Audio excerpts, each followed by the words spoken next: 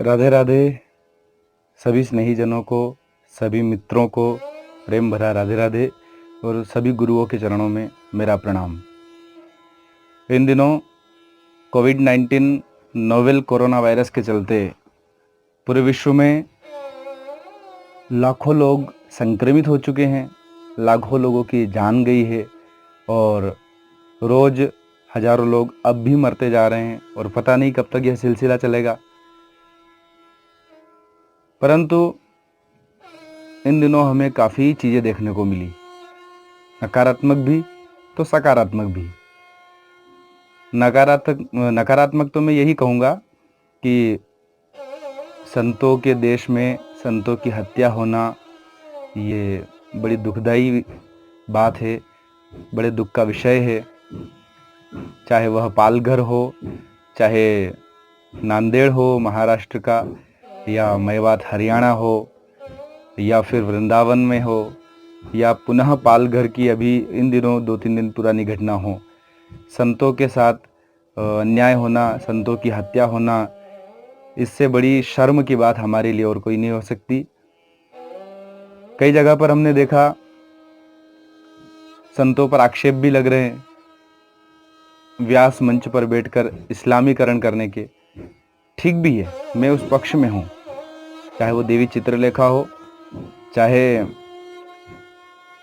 चिन्मयानंद बापू हों या मुरारी बापू हों। जितने भी वक्ताओं ने मंच से बैठ कर के इस्लाम के लिए जय जयकार के नारे लगाए हों या अल्लाह अकबर किया हो, वे निंदा के पात्र है और उनसे मैं प्रार्थना भी करता हूँ। पूरा भारत प्रार्थना कर रहा है, सभी विद्वान समाज के सभी लोग प्रार्थना कर रहे हैं, धर्मगुरु उनसे आग्रह कर रहे हैं कि आगामी कथाओं में अब वे ऐसा काम ना करें, और उन्होंने माफ़ी भी मांगी है। मुरारी बापू का मैं बहुत बड़ा फ़ैन भी हूँ, उनकी कई कथाएं मैंने सुनी भी है और हज़ारों गुण उनमें विद्यमान हैं, हज़ारों अच्छे काम उन्होंने किए हैं। जितनी बड़ाई की जाए उतनी कम है। परंतु मंच पर बैठकर उन्होंने जो अन्य धर्मों के सम्मान के लिए कहा हो या उनकी दृष्टि से कहा हो, परंतु हम लोग और हमारे धर्म के सभी धर्म गुरु इसे उतना अच्छा नहीं मानते। चित्रलेखा देवी कह रही है कथा प्रारंभ हो और कथा चल रही हो और अजान होने लग जाए तो उस समय कथा को रोक देना चाहिए। अरे भाई, यह भी तो कह सकती थी कि कथा जिन दिनों चले उस दिन अजान थोड़ी बिना माइक के कर ले या अजान का समय थोड़ा आगे पीछे कर ले, वो नहीं कह सकती थी। अब बड़े बड़े संत हैं, हम लोग कुछ कहें भी तो अच्छा नहीं लगता, परंतु जो गलत है वो गलत है। खैर, ये अच्छी बात है कि उन सभी संतों ने माफ़ी भी मांगी है, चाहे मुरारी बापू हो, चित्रलेखा देवी हो, चिन्मयानंद बापू हो, सभी लोगों ने माफ़ी मांगकर कहा है कि आगे से हम ऐसा कार्य मंच से नहीं करेंगे, क्योंकि यह व्यासपीठ है और व्यासपीठ पर बैठकर हम भगवान व्यास की वाणी बोल सकते हैं या भगवान नारायण की वाणी बोल सकते हैं, तीसरे और किसी की चर्चा नहीं। और भगवान श्री कृष्ण स्वयं श्रीमद् भगवद गीता में कहते हैं, स्वधर्मे निधनम श्रेयः पर धर्मो भयावह, अर्थात स्वयं के धर्म में तो निधनम श्रेयः, मरना भी अच्छा है, पर धर्मो भयावह, दूसरे धर्म की चर्चा करना, दूसरे धर्म को स्वीकार करना, दूसरे धर्म का जय जयकार करना, ये अच्छी बात नहीं। भगवान श्री कृष्ण कहते हैं कि सर्वधर्मान परित्यज्य मामेकम शरणम व्रज, सारे धर्मों को छोड़कर मेरी शरण ग्रहण करो। और हम हैं कि मंच पर बैठ कर के अन्य धर्मों में जाने की बात करते हैं कि उस धर्म की अजान चल रही हो तब कथा रोक देना चाहिए, ये कोई अच्छी बात नहीं। तो इन सभी संतों को मैं उनसे आशा करता हूँ, उनसे आग्रह करता हूँ, वे पुनः कभी भी व्यासपीठ से ऐसी चर्चाएं नहीं करेंगे। और जितने भी अन्य मेरे वक्ता भाई हैं वे भी बिल्कुल सावधान होकर, क्योंकि समय बड़ा खतरनाक है, समय बड़ा बलवान है। आप चाहे कितनी भी ऊंचाई पर क्यों न हो, पर गलत को गलत ठहराना यह समय जानता है। इसलिए इन दिनों हमने संतों पर जो आक्षेप लगे वो देखा, ठीक भी था, और काफ़ी चीज़ें देखने को मिली। उसमें मुझे सनातन धर्म की काफ़ी चीज़ें जो उभर कर आई, जो कि सदैव विद्यमान रही थी, है और रहेगी, वो उभर कर कैसे आई? जैसे हमारे पुराने धार्मिक ग्रंथों में कहा गया है कि राम राम करना चाहिए, हाथ जोड़ना चाहिए। 4 मिले 64 किले, 20 रहे कर जोड़, हरिजन से हरिजन मिले तो पुलकित 7 करोड़।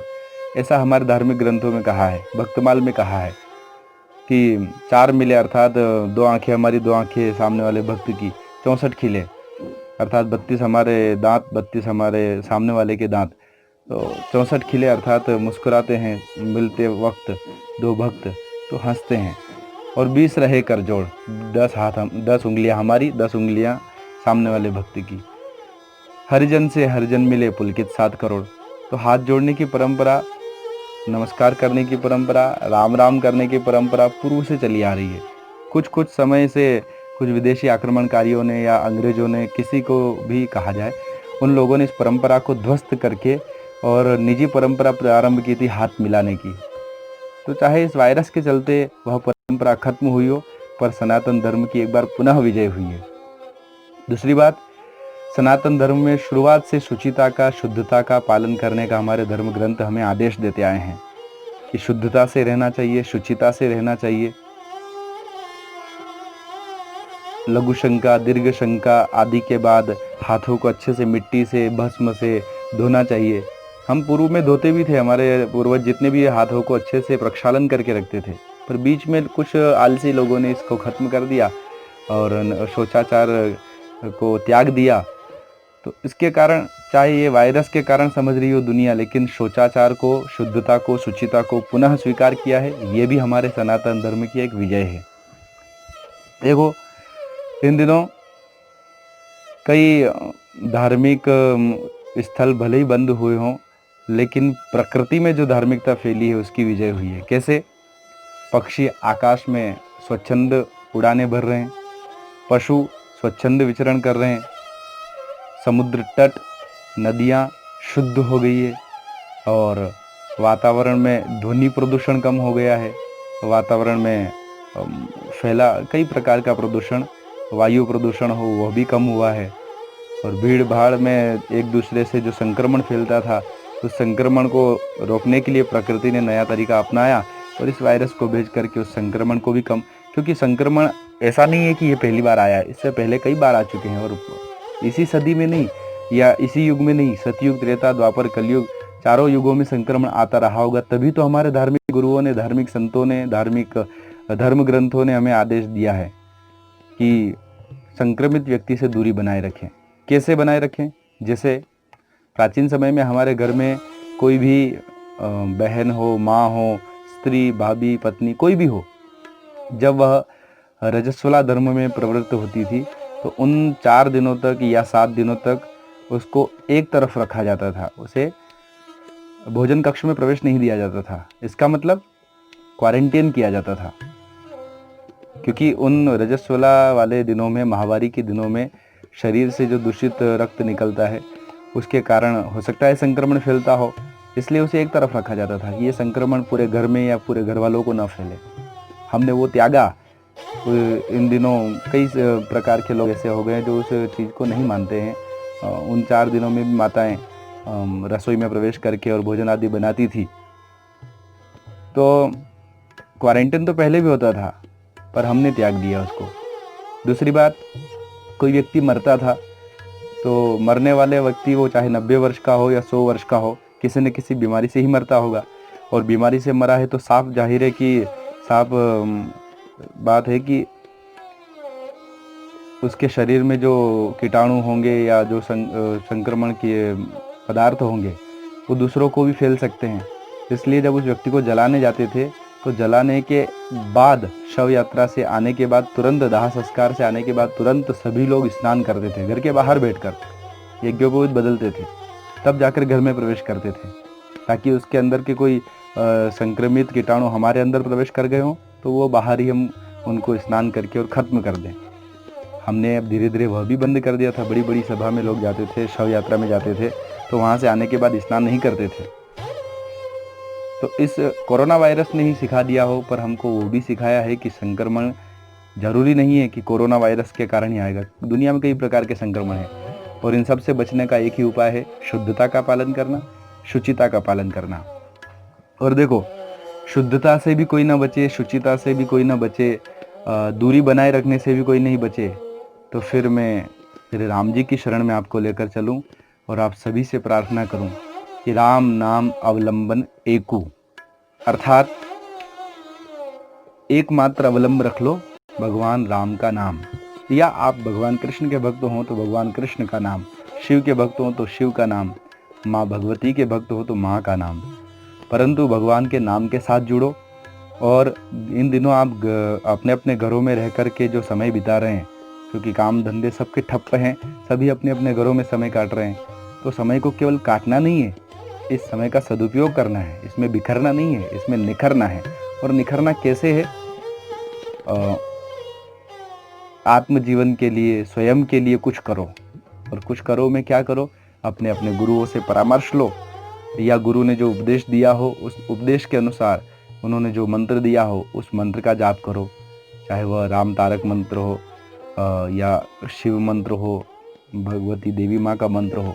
आपने अपने इष्ट की उपासना करो, इष्ट को दृढ़ करो, इष्ट की साधना करो, जितना ज़्यादा हो भगवान का भजन करो, भगवान को स्नान आदि कराने में, उनका अभिषेक अर्चन पूजन करने में समय व्यतीत करो, अच्छे अच्छे धार्मिक ग्रंथों का अध्ययन करो, क्योंकि लॉकडाउन का 4.0 अर्थात चतुर्थ चरण अभी पूरा होने वाला है, पंचम चरण में हम प्रवेश करने वाले हैं, और क्या पता आगे कितने दिनों तक यह लॉकडाउन चलता रहे।